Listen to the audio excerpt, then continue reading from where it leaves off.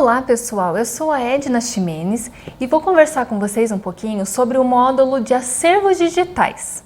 Inicialmente, nesse primeiro vídeo, nós vamos falar sobre as novas possibilidades de armazenamento e acesso a diferentes tipos de obra. Vamos lá? Então, para a gente começar essa reflexão, eu quero trazer aqui primeiro um pouquinho a definição. O que é um acervo? Para isso, eu vou usar minha colinha aqui.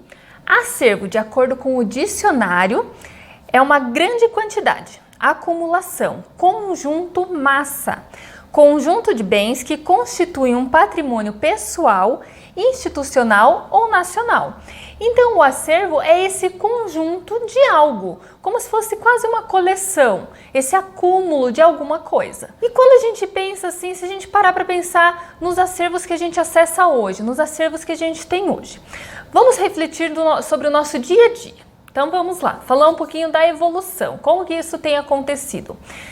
Antes, quando a gente ia para a escola ou fazer uma pesquisa ou mesmo para a universidade, e por exemplo, eu vou utilizar lá essas 3 obras e eu preciso levar essas 3 obras.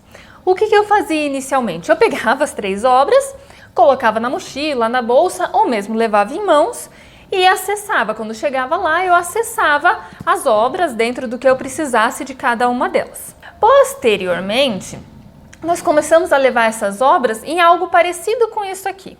Então, a gente já tinha a obra no formato digital e eu colocava num pendrive ou algum aparelho semelhante, colocava na bolsa, no bolso e acessava, mas eu precisava de um computador. Precisava que o local onde eu fosse tivesse um computador para que eu pudesse acessar as obras. Hoje já é diferente. Claro que muitas pessoas gostam de levar, eu adoro levar assim impresso, mas eu pego esse aparelho, que eu também uso para ligações, para mensagens, meu aparelho eletrônico, e no local eu não preciso nem do computador. A internet do celular ou a internet do local mesmo eu acesso e pego todas as obras aqui, inclusive tantas outras. Eu posso acessar essas 3 e tantas outras que tenham disponíveis ou que eu ache que seja necessário no momento. Então, esse acesso ao acervo mudou muito e o acervo digital tem auxiliado muito, tanto em pesquisas, estudos e mesmo no desenvolvimento da leitura. E o acervo digital não é nada diferente do que um outro acervo, como eu li a definição agora.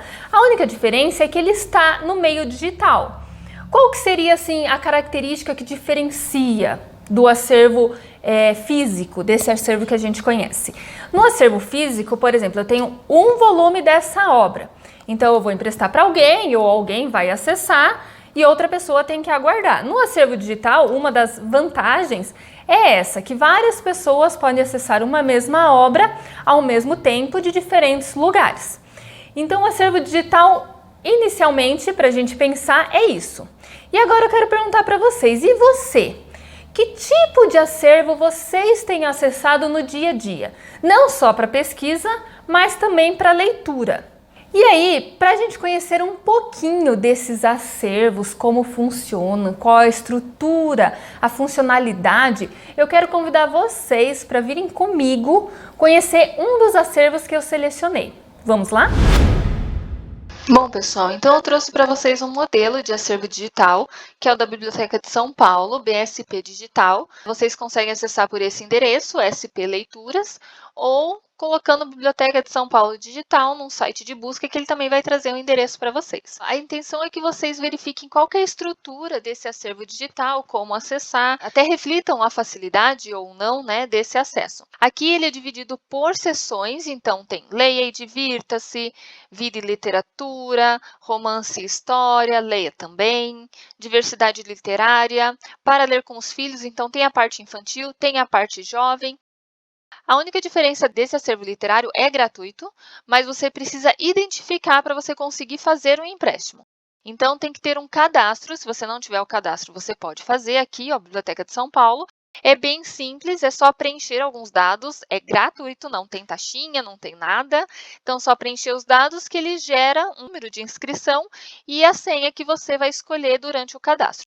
Então, esse identificador é a biblioteca que gera para a gente, tem que anotar, né, depois que faz o cadastro, e a senha é a senha que a gente escolhe durante o cadastro também. Quando a gente entra, aí sim a gente já consegue reservar as obras para aprovação, para que a gente consiga fazer o empréstimo. Então, eu vou fazer aqui só para vocês verem. Vamos pegar, deixa eu ver. Diversidade literária. Todo mundo vê formigas. Então, é essa obra que eu quero. Claro que dá para ir na lupa aqui, né, para pesquisar uma outra obra que vocês queiram. Eu posso ver aqui um resumo da obra, tem a pré-visualização, mas eu vou clicar em reservar. Quando eu clico em reservar, eu posso ir na área de usuário, tem os empréstimos, os meus empréstimos. A princípio, eu não tenho nenhum, mas também tem as reservas. Então, vai aparecer aqui todos os livros que eu reservei, a data que eu reservei, que é a data de hoje, e que ele está em estado solicitado. Assim que for aprovado o empréstimo, vai aparecer como aprovado e eu consigo acessar, consigo ler essa obra. Então, esse é um exemplo de acervo digital. Eu trouxe um outro exemplo, que é da Biblioteca Nacional Digital, que eu trouxe aqui para vocês. Esse não precisa de inscrição, também é gratuito. Ele tem um formato um pouquinho diferente e eu quero mostrar para vocês só a diversidade que ele traz no site. Então, aqui eu vou colocar o título de uma obra. Eu já tinha pesquisado aqui um antes, vamos manter esse. A Moreninha, uma obra super tradicional que acho que muita gente conhece. Quando eu coloco só pelo título A Moreninha e clico em buscar, ele traz não só a obra literária, o livro do Joaquim Manuel de Macedo, que eu vou poder ler em PDF, mas também ele traz outras coisas, partitura, outra partitura da obra Moreninha, um disco onde eu vou poder ouvir esse também. Aí não é A Moreninha, mas Chora Moreninha, são coisas associadas ao nome que eu coloquei ali. E alguns manuscritos também, sobre A Moreninha de Joaquim Manuel de Macedo. Aqui tem outro. Então, aqui a gente vê a diferença com aquele da Biblioteca de São Paulo, é que ele traz outros materiais, outras produções, além daquela literária. Mas, claro, se eu quiser ler o livro do Manuel de Macedo, Joaquim Manuel de Macedo, eu posso clicar aqui e aí abre o PDF e eu tenho toda a história aqui, toda a parte de literária também dessa obra, tá? Aí eu posso ler, posso baixar para ler depois também, para não precisar ler online. Então, tem essa possibilidade. Esses são dois acervos que são diferentes. Convido vocês a acessarem os dois, a fazer a inscrição na Biblioteca de São Paulo, mas também acessar esse outro da Biblioteca Nacional, para que vocês tenham essa experiência, essa sensação da experiência de utilizar e de navegar ali num acervo digital, ok? Então, pessoal, agora que nós já conhecemos esse site, esse acervo digital, todas as funcionalidades, a estrutura, o que tem disponível ali, eu trouxe uma reportagem para vocês que vocês podem conhecer, ler na íntegra, buscando ela em qualquer site de busca ali vocês encontram.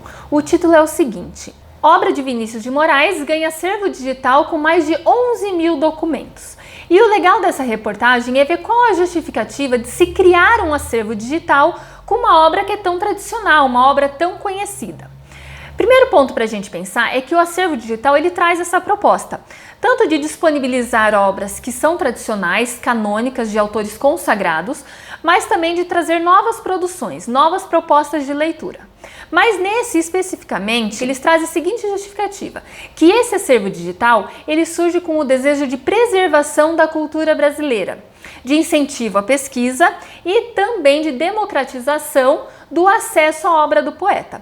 E os acervos digitais, eles surgem nessa proposta de democratização de acesso, de preservação da cultura ou de um legado e também de incentivo à pesquisa e à leitura. E quem tiver curiosidade, acesse esse acervo do Vinícius de Moraes, que daí é bem diferente desse outro que a gente acessou agora, por ser especificamente da vida e obra de um autor. E nele tem várias correspondências, produções intelectuais, documentos diversos. É um site bem bacana também, é uma página bem bacana de ser acessada. E a gente tem que sempre lembrar, quando a gente fala de preservação, de facilidade de acesso, que a gente nesse país, nesse Brasil, com essas dimensões continentais, essa facilidade não é tão facilidade em todas as regiões, não é igualitária. A gente busca a democratização do acesso, mas a gente sabe que infelizmente isso não acontece ainda.